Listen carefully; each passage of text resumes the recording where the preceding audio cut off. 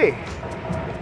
Magandang gabi mga kapuso! Ako po ang inyong Kuya Kim na magbibigay sa inyo ng trivia sa likod ng mga trending na balita. Ayos mo ba ang inyong mga buto-buto? Kung oo, tara laro tayo ng Chinese Garter kasama mga estudyante mula Leyte na nag-viral dahil ang kanilang pagiging competitive. Abay! Next level! Maraming napa-throwback sa video na to ng mga estudyante na naglalaro ng Chinese Garter. Sa bawat tanong ng mga kalahok, ang audience napapahiyaw. Ang Chinese Garter match kuha sa Sports Fest ng Leyte Normal University sa Tacloban City. I uploaded the video to share na kahit ngayon nilalaro pa rin po yung luksong bitik o Chinese Garter. Kabilang sa mga jumoy, sina Matthew at Marion. Kwento nila, napilitan lang daw silang sumali sa palaro.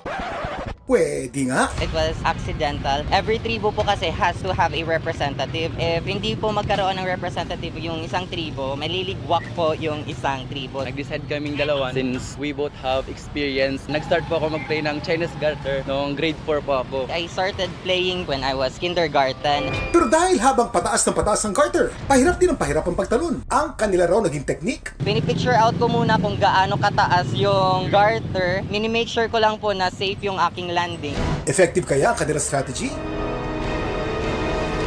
Kuya Kim, galing nga bang China ang larong Chinese Garter? Kuya Kim, ano na? Kaya Chinese Garter ang nakasanayan nating tawag sa larong ito dahil nagmula ito saan pa kundi sa China. Sa China tinatawag itong Chinese jump rope na sinimulang laruin noong pang 7th century. Yung origin niya, hindi siya as a game. Ginamit ito as a tradition para sa pagbubuntis. Kalaunang nilaro na rin ito ng iba't ibang bansa. Sa Germany, tinatawag itong comet twist. Sa United Kingdom, elastics. Makikita natin dito na nagbago yung konsepto, naging larong Pinoy na indigenize din natin siya. It's an example of a compound exercise. It involves multiple organs, meaning yung benefit niya will be multiple. Just like any other sport, we need to practice para maka-adapt yung katawan natin. Samantala, kumusta naman kaya ang naging laban ni Matthew at Marion?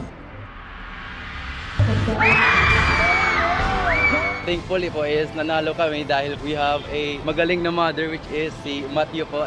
Nakaka-proud na i-represent yung tribo namin.